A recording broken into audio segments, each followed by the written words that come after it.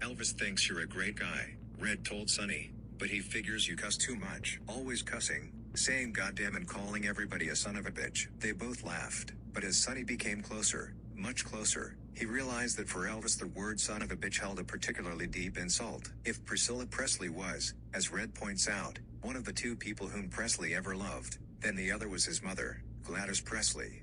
And Sonny relates, it was as if the word was immediate insult to his mother, and, man, that was treading on dangerous ground with Elvis. It was in 1963 that Sonny saw the word trigger an uncontrollable flash of temper. By then, Presley was making an estimated $3 million a year, and his spending habits had reached exotic proportions. His film commitments meant he was spending more time in Hollywood. Along with a mind-boggling fleet of cars, Presley rented, and later bought, some of the best and most stylish houses that Tinseltown had to offer. One in particular that he rented was in Bel Air, on Bellagio Road. It was the kind of house that poor Memphis kids dreamed about when they flipped ravenously through movie magazines.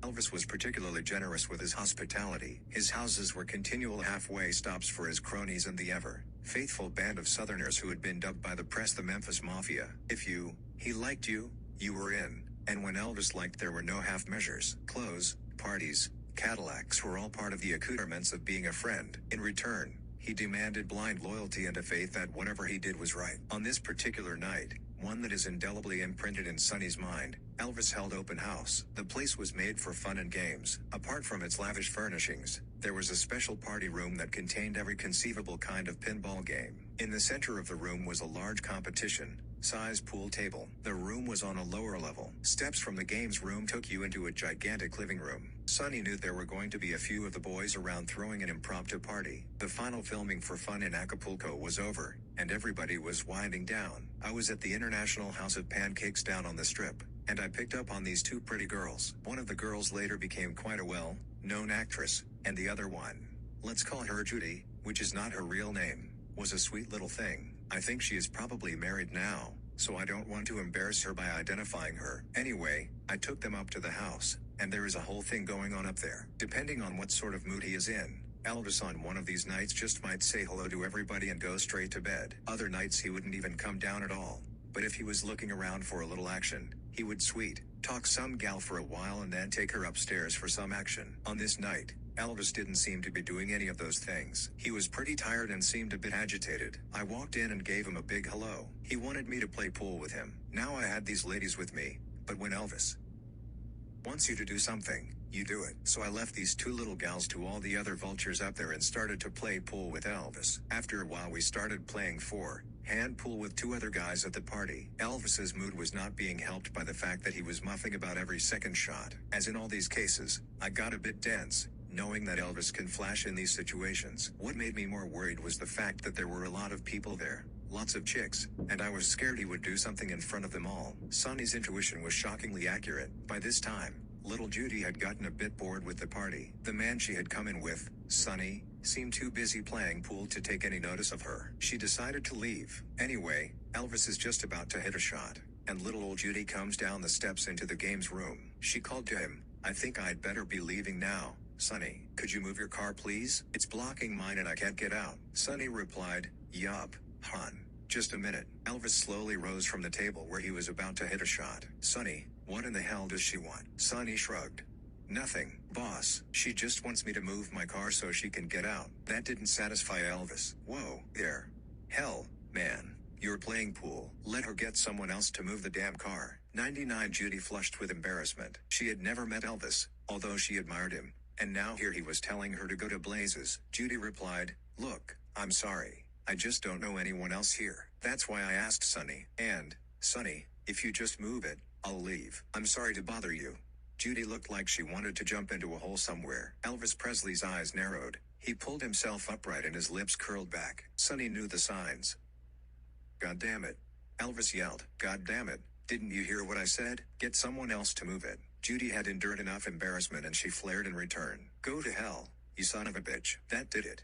It happened very fast. He took that pool cue in his fist, Sonny recalls. Then, like he was throwing a spear, he just leaned back and threw it right at her across the pool table. She had no time to duck. The sharp end of the pool cue bored right into her body. It hit her just above the nipple of the left breast. She didn't scream. It was more like a sharp little gasp, and she crumpled backwards on the floor. Sonny dashed around the table to where Judy lay on the ground. Judy, you okay, hon? Sonny was worried. She was very pale, and she was lying there sobbing very quietly. Her face was whiter than vanilla ice cream. I was scared something bad had happened. It was a hell of a blow. When Sonny yelled out and asked Judy whether she was all right, Presley picked up another cue and replied, "Hell yes, she's all right. It was just one of those dramatic falls. Drag her ass out of here." Sonny picked up the quietly sobbing Judy in his arms, carried her up the steps to the upper level of the den and laid her gently on a couch. A hush had fallen over the party. Everybody seemed embarrassed. Elvis called for Sonny to get back to the pool table. She was hurting, Sonny recalled. Her face was all screwed up with pain, and she was sobbing. Jesus, I felt awful. I talked to her, trying to calm her down, but she was hurting and she was mad, and I didn't blame her for being mad. She looked up at Sonny and repeated, "That son of a bitch, why did he do that? I never did anything to him. He needn't have done that." She was holding her breast and sobbing. "Gee, hon," said Sonny, "I'm sorry that happened. I know he didn't mean it. It was just one of those reaction things, you know. It was temper. He didn't mean it. It's gonna be all right." Sonny was angry at himself. Here he was covering for Elvis for what he thought was a particularly brutal act. If any other man had done it in Sonny's presence, he would have dismembered him. Then, recalls Sonny, she started talking about suing Elvis. "I was worried about that in the back of my mind. She had every damn right to sue him. I told her not to be silly. She should forget about it. Then I very gently told her that she was in his house, and she did insult him, and there were a lot of his friends around as witnesses, and then I said, 'Who do you think they're gonna stand up for?' Judy was steaming. 'I don't care who they will stand up for. I'm going to sue him. He deserves it.'" Sonny felt ashamed of himself. That really wasn't his style. Here was this little girl, victim of a sudden, sadistic flash of temper, and he was trying to talk her out of suing. "I wouldn't have blamed her a bit," he says, "but I was so locked into Elvis. It was second nature for me to stand up for him, even when I knew he was very wrong. We had all brainwashed ourselves into that way of thinking." Judy got up and left. She never did file a suit. Sonny went back to the den after Judy left. He was angry at Presley. He scowled across the pool table at his boss, who had now calmed down and was obviously feeling guilty. He was trying to justify his actions. No way would he have said he was wrong, according to Sonny. "Look, Sonny," he said, "if she had hit me or called me a bastard or told me to go fuck myself, it would have been okay." Sonny scowled.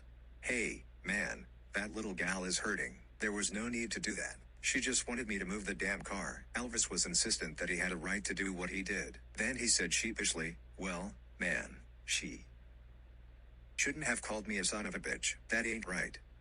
Doctors report that a particularly severe blow in the sensitive region of the breast can trigger a massive ailment, a tumor reaction, a cyst or a blood clot. Soon after the pool cue incident, Sonny bumped into Judy on the strip in Hollywood. She was still very annoyed at what had happened. "I apologized to her because it was a bad deal and I quite liked her. I felt responsible because I brought her to the place. Anyway, I don't know whether it's true or not, but she told me that the pool cue had damaged some nerves in the left breast. The nipple of her left breast had dropped lower than the right breast nipple. Damn, that made me angry. She was a pretty little thing with a cute little figure. Son of a bitch, that made me angry."